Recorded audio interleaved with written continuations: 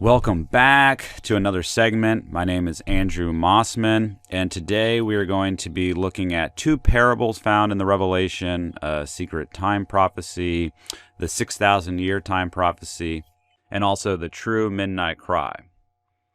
We're going to begin with a word of prayer because we're opening up the Bible now. Dear Father in heaven, hallowed be thy name. We're grateful to be here and to be learning. We need a spirit of wisdom. You've promised to bring us the spirit of truth, to guide us into all truth, and I'd ask that we'd have discernment now. In Jesus' holy name, amen. Here is wisdom. Let him that hath understanding count the number of the beast, for it is the number of a man, and his number is 666. One definition of Antichrist is in the place of Christ. Our first text is going to be Revelation 13, verse 18. It starts off by saying, here is wisdom. Now, in the other parable that we're going to look at, something similar is said. So we're already seeing a connection. Let him that hath understanding count the number of the beast, for it is the number of a man, and his number is 666. So two important pieces of information are given here, and one of them is a command, and that is to count the number of the beast. But before we can do that, we need to identify who this man is who has this same number. Now, the beast in this chapter is speaking of Rome, and specifically giving emphasis to its papal phase. Now, the beast in this chapter is speaking of Rome while giving emphasis to its papal phase. So let's see if this man is the Pope. If you look to the left on the screen, we see the Pope's crown. Looking to the left-hand side of the slide, we see the Pope's crown with a Latin inscription. Pardon my Latin. It says, Vicarius Filii Dei, which means substituting or in place of the Son of God. We've already learned that the papacy speaks great words, great blasphemies. What greater blasphemy could there be? Now, Latin is not only a system of letters, but it has numerical value too, and this adds up to 666. So this is a striking fulfillment of this prophecy. We know the beast is the papacy, and it's the number of the man. That man should be the Pope, and when we look at his number, when we look at his crown, this is what it says. It says 666, and it says Antichrist on it. But we still are left to do one last thing, and that is to count the number of the beast. We've identified that it is the number of a man, but we're still to count the number of the beast, and we'll learn how to do that in just a moment. Just wanted to compare two scriptures together, going to another prophecy found in Daniel chapter 7, verse 8. It says, in this horn were eyes like the eyes of a man, and a mouth speaking great things. And then just compare that back to Revelation 13:18 when we're looking at a prophecy concerning the papacy, and it's the number of a man. Well, which man could this possibly be? The Pope. Okay, so in order to understand how to count the number of the beast, we need to understand a bit of history. Starting with the center image, we have this dream of Nebuchadnezzar. It's the rise and fall of kingdoms from Babylon to Medo-Persia to Greece and then to Rome. What this statue represents is when these various nations would rule over God's people. It wasn't until 158 BC that Greek supremacy ended over the Jews. We're going to start with a prophecy in Daniel chapter 11, verse 23 to prove this point. And after the league made with him, he shall work deceitfully. That he is speaking of Rome. So after the league is made with the Jews, the Romans shall work deceitfully. For he shall come up and shall become strong with a small people. And Rome started off as a small nation. Now, comparing that with 1 Maccabees chapter 8, we have in this chapter the written account of the league. Starting with verse 1, Now Judas had heard of the Romans, that they were mighty and valiant men, and such as would lovingly accept all that join themselves unto them, and make a league of amity with all that came unto them. Jumping down to verse 28, Neither shall victuals be given to them that take part against them, or weapons, or money, or ships, as it hath seemed good to the Romans. But they shall keep their covenants, and that without deceit. So this is truly amazing. In the book of Daniel, years before this league was ever formed, we see that a league would be made and that they would work deceitfully. And then in the same language as recorded, we see that they did form a league and that the Romans themselves promised in their own words that they would work without deceit. And so this is a great hypocrisy. Now let's move over to the far side of the slide. On the right-hand side, we see that Rome comes up out of one of them, as recorded in Daniel chapter 8, verse 9. The he-goat represents Greece. There was a notable horn, Alexander. His empire was broken 4 ways, north, east, west, and south. And Rome comes up out of the west when they conquer Macedonia and they enter into the prophecy. So they come up again out of the west, and that was in 168 BC. But at this time, the Greeks were still subjugating God's people. So we're not in the phase of iron yet. In 161 BC, 7 years later, Daniel 11:23 is fulfilled. If you trace that arrow across the screen, if you follow the arrow across the screen, you can see Daniel 11:23 is pointing to 161 BC as found in the image on the right. The second image on the far right is dealing with the little horn. From the prophecy, we learn that it would conquer the east, which was Syria in 65 BC. It would conquer the pleasant land, that's Judea, in 63 BC. And it would end up conquering the rest of Alexander's empire with Egypt in 30 BC. But let's look at what happens in 158 BC when the Greek supremacy ceases. We're going to look at 1 Maccabees chapter 9. Quote, Whereof, when Jonathan had knowledge, he sent ambassadors unto him, to the end he should make peace with him, and deliver them the prisoners. Which thing he accepted, the he being Bacchus, the Greek general, and did according to his demands, and swear unto him that he would never do him harm all the days of his life. So this is the history that ends Greek supremacy. You'll notice that this is written in 1 Maccabees chapter 9. Historians maintain that this is 158 BC, and historians maintain that the chapter before, when the league was formed, was 161 BC. So now we're going to count the number of the beasts. Remember that the beast is Rome. And we are going to date when we start counting the beast, when the legs of iron, as represented in the statue, take place. Greek supremacy is ended. They are no longer under the yoke of the Greeks. And now they're left to the Romans who have promised that they would work without deceit. But the prophecy says that they would work deceitfully. From 158 BC, the Jews are in jeopardy because Rome is going to begin to persecute them at some point. So we'll start counting from this date when that can happen.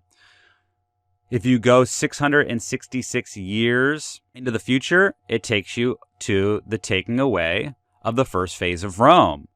There are no more pagan kings. There's no more pagan emperors in the kingdom of Rome at this time. and we learned that in our previous episode. Okay, next we have two pictures, one of the historian Livy and the other on the right of Osiander, a Protestant Lutheran reformer.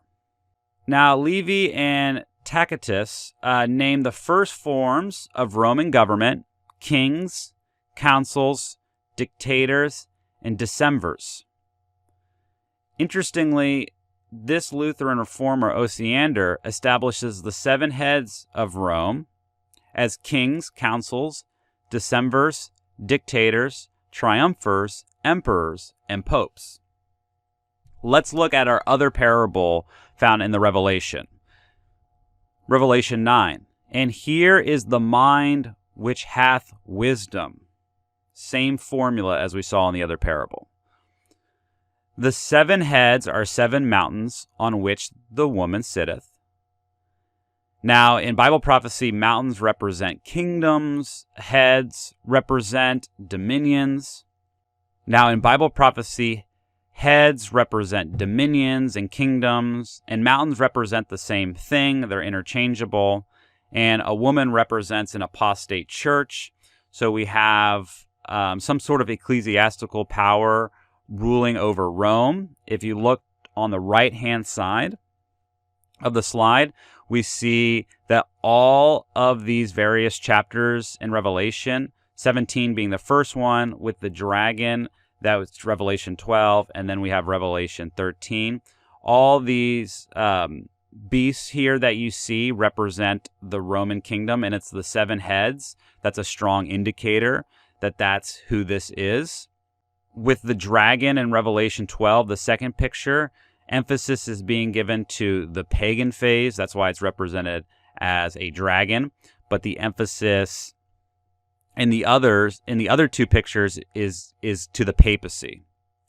So continuing on in our parable, verse 10, and there are 7 kings, 5 are fallen, and 1 is, and the other is not yet come, and when he cometh, he must continue a short space.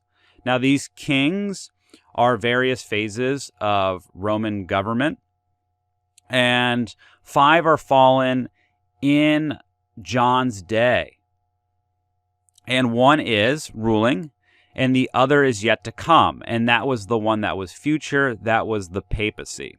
And the beast that was and is not, even he is the 8th, and is of the 7th, and goeth into perdition. So the 7th and 8th head are the same form of government. The 7th was the last phase of Roman government, which is the papacy. And in the prophecy of Revelation 13, we learn that Rome would suffer a deadly wound, but it would heal. So we just see the prophecy restated in another way, and this really establishes it. So the purpose of sharing these 2 parables with you is to show that they're really 2 sides of the same coin. By counting the number of the beast, we see that there's 2 phases in Roman history. We see a pagan phase and we see a papal phase. And when we understand that the 7 heads are 7 phases of Roman government, gluing chapters 17, 12, and 13 together, the same entity is being spoken of. We see that in 2 of the 3, emphasis is given to the papal phase, and in Revelation 12, the emphasis is given to the pagan phase.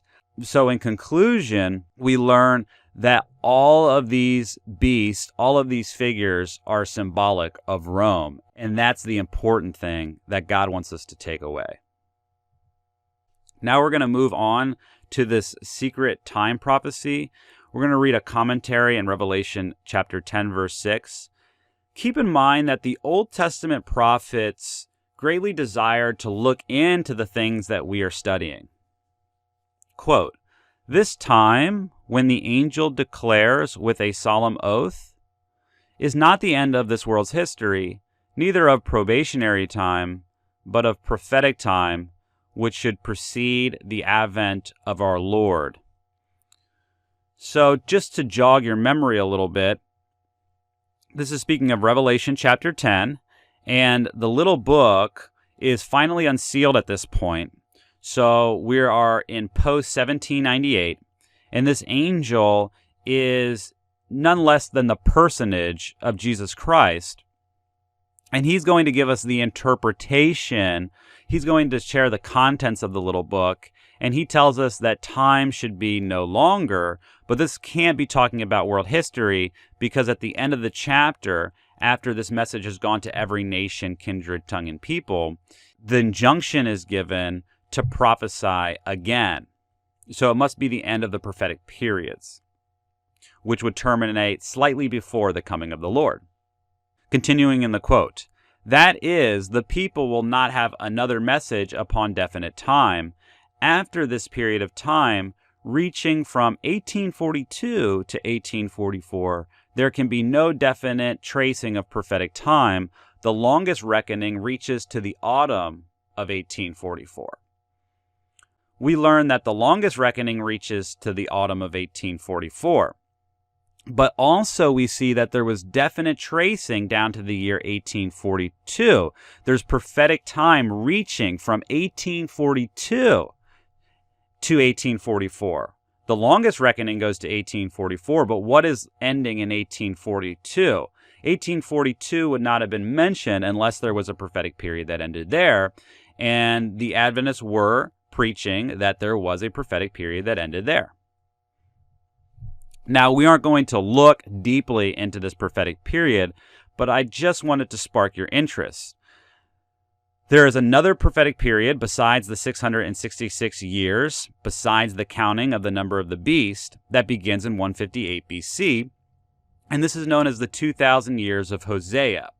There's 2 days, they're prophetic days, and days here aren't representing years.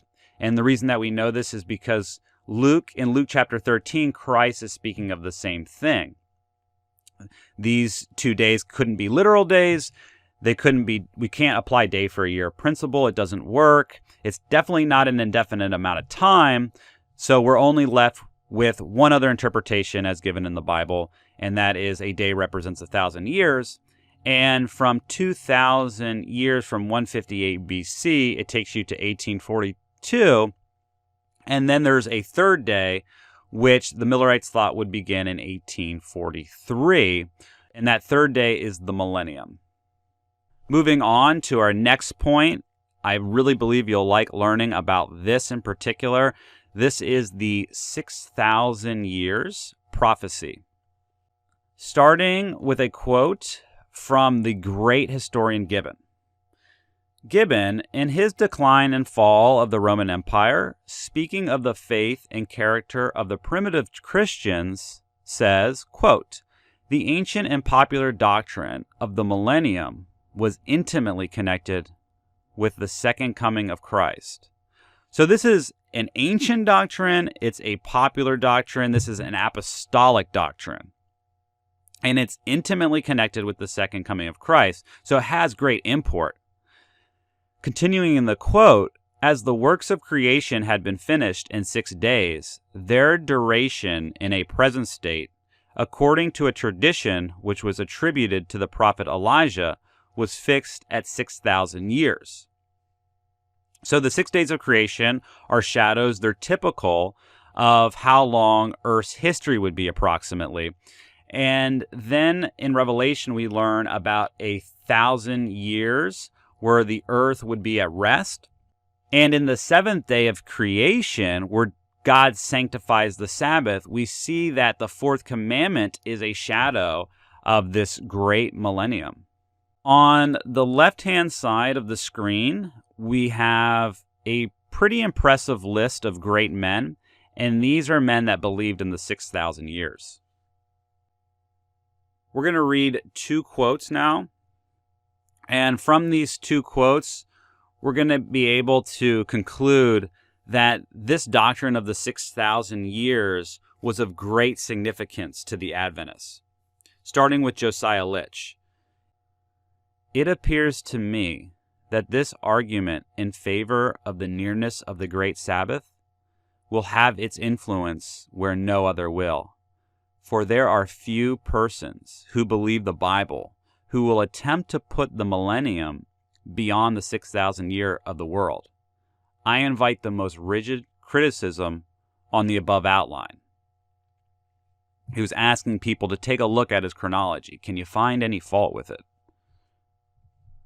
Now, Miller, who had his chronology as well, says this: surely all must agree that the weight of testimony is in favor of that chronology which makes the year of Christ's birth, according to our computation, 4,157 years after the creation or fall of man. Then by adding 843 years, we have our 6,000 years up to the commencing of the day of rest, or the beginning of the 7,000th year, or the great Sabbath, or which our seventh day is but a shadow. What strong evidence is this, that we are now living at the end of the 6,000 years, in which the work of redemption must be completed, and the glory of God be revealed in the face of Jesus Christ at his appearing and his kingdom. The man on the screen is Ussher. Ussher has a famous chronology. I believe it's the most popular in Christendom, and for good reason. We're going to compare Ussher's chronology with Miller's chronology. It's important to understand that chronologers are in agreement, more or less, when dealing with the various dispensations found in the Bible. In chronology, they partition certain portions of the Bible. For instance, from Adam down to the flood forms one portion of chronology. Chronologers generally date that to be 1,656 years. There's a reason that there's great unanimity on this point. The Bible record is just very clear. Adam lived this many years. Seth lived this many years. And Noah lived this many years. So all you have to do is apply some basic arithmetic, and you'll find out that there's 1,656 years from Adam down to the flood. But something interesting happens when we get to the time span of the judges. There's a disconnect.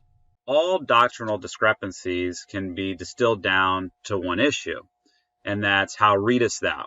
What are the rules of interpretation that you are using to arrive at your conclusions? Miller was very methodical in his approach to the scriptures, always allowing them to explain themselves. He once said, to understand doctrine, bring all the scriptures that you wish to know on the topic, and if you can form your theory without a contradiction, you cannot be in error. So that's what we're going to do here. We're going to look at the principal texts, and we're going to be able to arrive at the correct amount of years for the time span of the judges by allowing the Bible to tell us what it is.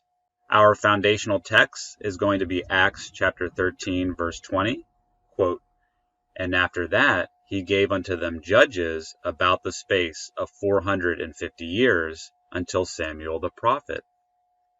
Now, if we go to the book of Judges, does it agree with Paul's inspired account? In fact, it does. Every single one of those bullet points that you see on the screen are to be found in the Bible, except the very first point. There is a small mini dispensation in the Bible. We call it elders and anarchy. It's not recorded, but Josephus does give us the amount of years. So what Miller did was he went into the book of Judges. He calculated everything. He added everything up, and for that missing bit of chronology, he just added Josephus's historical account. Josephus gives 18 years. And if you do the math, and you can fact check this yourself, you can go into the book of Judges. You will find all of these numbers there. And what's the sum total of it all? 448 years, about the space of 450 years, just like Paul said. Now, Miller's chronology more or less agrees with Ussher's on all these various points except the time span of the judges. Now, the difference between Ussher's time span and Miller's time span here is a difference of 153 years. Miller adds in his 153 years. If you're being careful, you will come to the conclusion that it needs to be added back in time. So Ussher begins his date for the creation of the world at 4004 BC. Miller at 4157 BC, a difference of 153 years from when man fell. And 6,000 years from Miller's date also takes us to 1844. And what must have been going on in Miller's mind when he arrived at this truth? 6,000 years from the fall of man down to 1844? What must have been going on in Miller's mind when he discovered the 6,000 years?